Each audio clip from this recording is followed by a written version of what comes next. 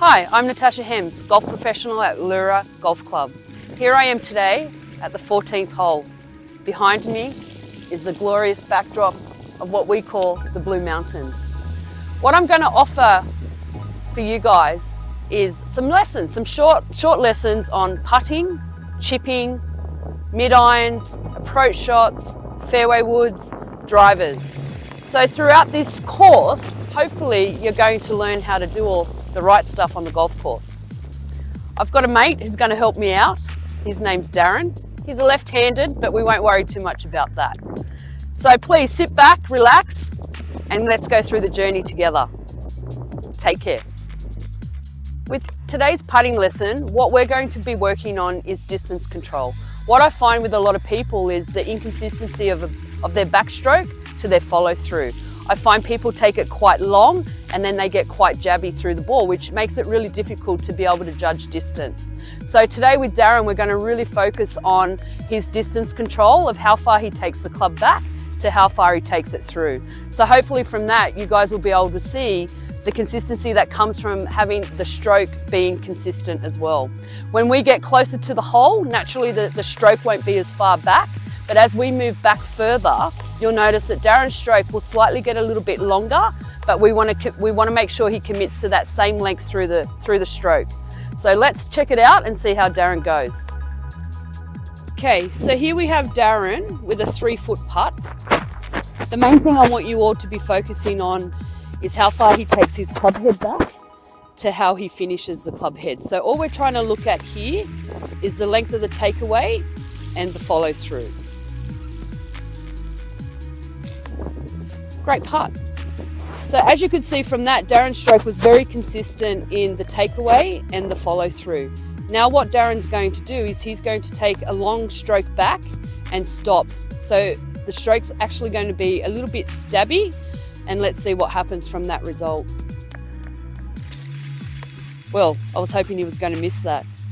But what we'll find from as we start getting further back is that will make it quite inconsistent for him to be able to judge that distance control. So again, we're just going to go through it again. All right, up next we have the tough range putt, where we're sort of outside the flag length. We're still quite confident we could potentially make this. So here we have Darren again. Let's try to have the stroke consistent in takeaway and follow through. Oh, just missed it. But again, quite a good distance of stroke. So now he's going to take a long stroke and he's going to stop short. Not a bad putt. And now he's going to take a long stroke, short stroke with a long follow through.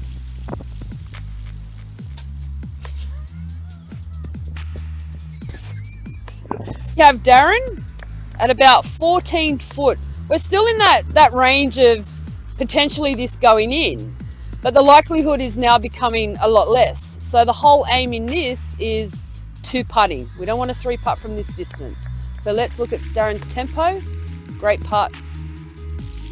Not bad. Again, just try to be consistent.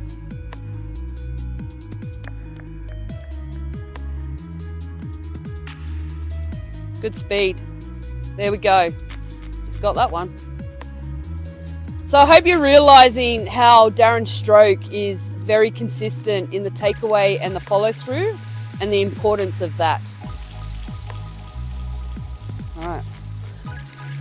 So let's really focus on the consistency of Darren's stroke. Hopefully you could see from that was extremely consistent. Now moving on to the second one.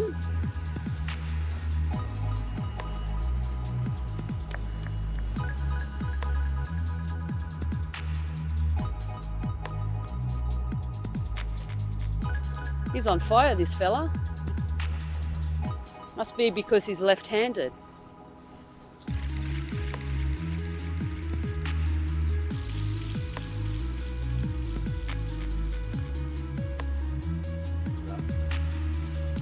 So hopefully from that, guys, you were able to see the difference in how the length of the strokes feed into how far away you are from the hole.